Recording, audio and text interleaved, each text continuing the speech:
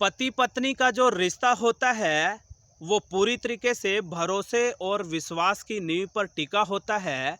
और जब जब भी ये भरोसा और विश्वास डगमगाता है तो निश्चित तौर पर कई जिंदगियां बर्बाद हो जाती हैं, कई जिंदगियां बर्बाद होने की कगार पर पहुंच जाती हैं। और आज की हमारी घटना कहानी में भी कुछ यूं ही होता है, जिसकी वजह से एक जिंदगी सदा सदा के लिए बर्बाद हो गई, कई जिंदगियां बर्बाद होने की कगार पर पहुंच गई।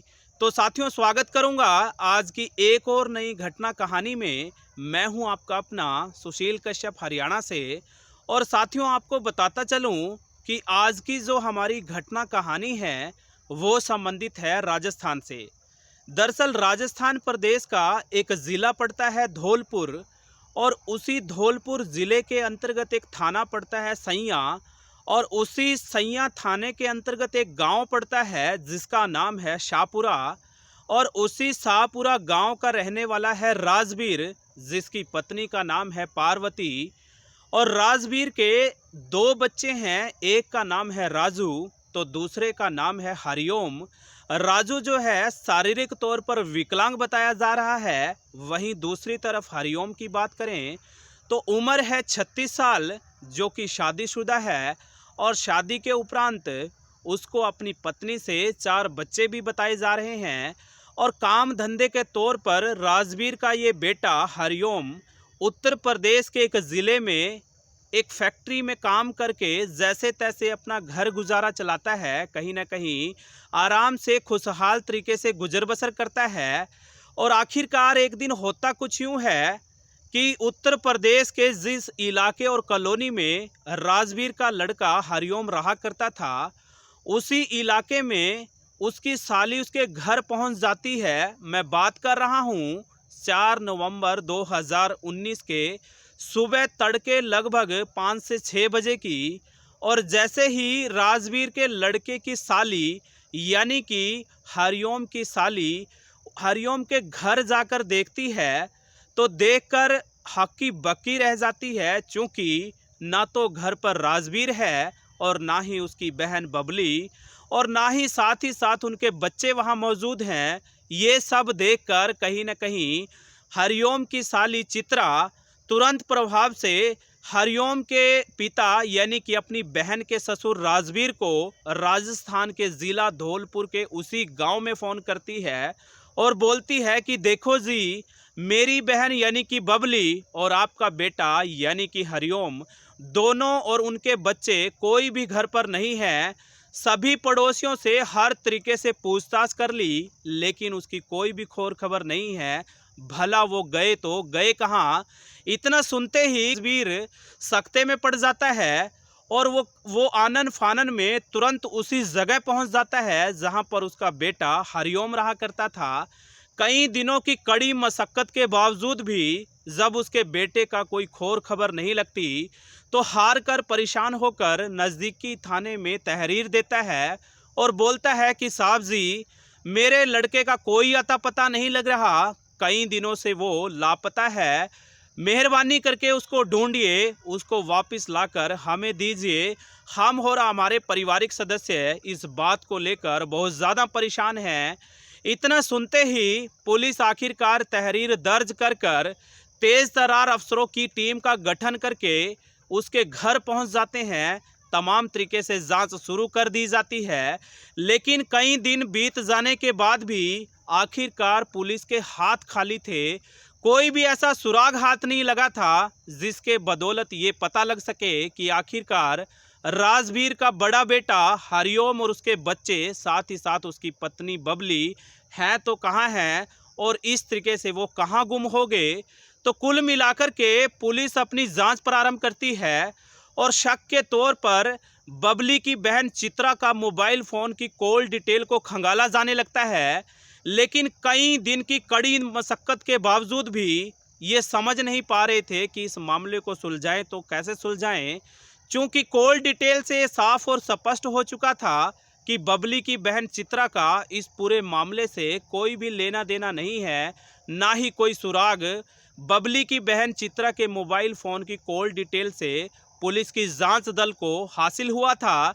आखिरकार जब बबली की ही कॉल डिटेल को पुलिस के माध्यम से चेक किया जाता है तो कहीं ना कहीं एक फ़ोन नंबर जो रह रहकर पुलिस के दिल और दिमाग में खटकने लगता है और जानकारी जुटाने पर पता चलता है कि वो मोबाइल नंबर किसी और का नहीं बल्कि कमल नाम के एक अन्य लड़के का है, जिसके साथ बबली नाम की उस महिला ने यानी कि राजवीर की पुत्रवधू ने एक दो बार नहीं सैकड़ों बार ना जाने कितने लंबे लंबे अरसे तक बात की थी। कहीं ना कहीं ये पूरा मामला खुलासा हो चुका था कि मामला प्रेम प्रसंग का है।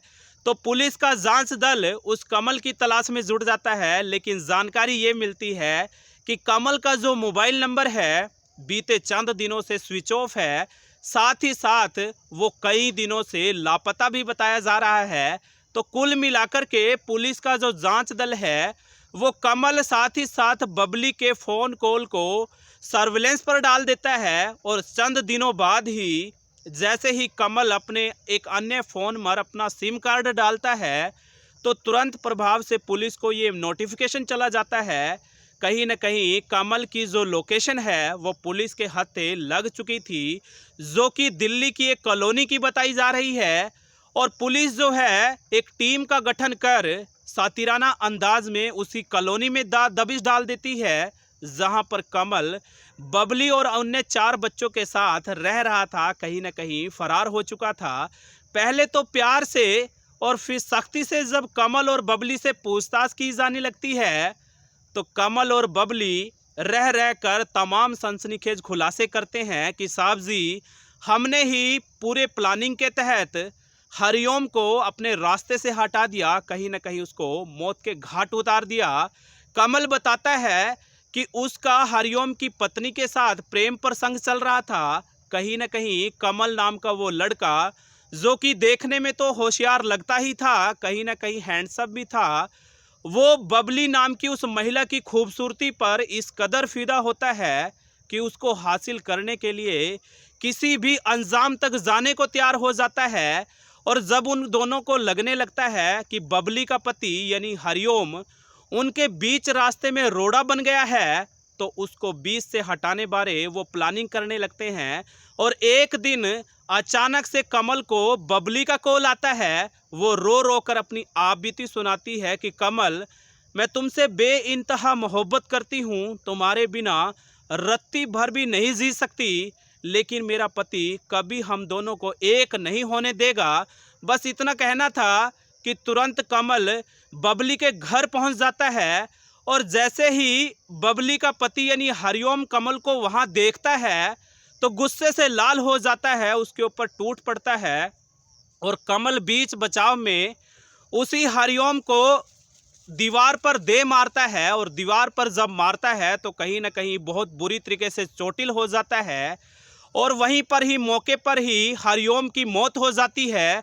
और फिर उसके बाद बड़े ही सातिराना अंदाज में बबली और कमल दोनों मिलकर उसको एक ताबूत में पैक करके कहीं ना कहीं ऑटो के माध्यम से गंगा के किनारे ले जाते हैं। और देर रात्रि जब बच्चे सो जाते हैं तो गंगा के किनारे से उसको गंगा में बहा देते हैं, फेंक देते हैं। और उसके बाद बड़े ही चालाकी से तड़के तड़के सुबह सवेरे बच्चों के साथ सीधा निकल जाते हैं दिल्ली की ओर। साथ ही साथ हरिओम, बबली और कमल तीनों जो मोबाइल नंबर थे उनको स्विच ऑफ कर दिया जाता है ताकि किसी को भी कानों कान खबर ना लगे।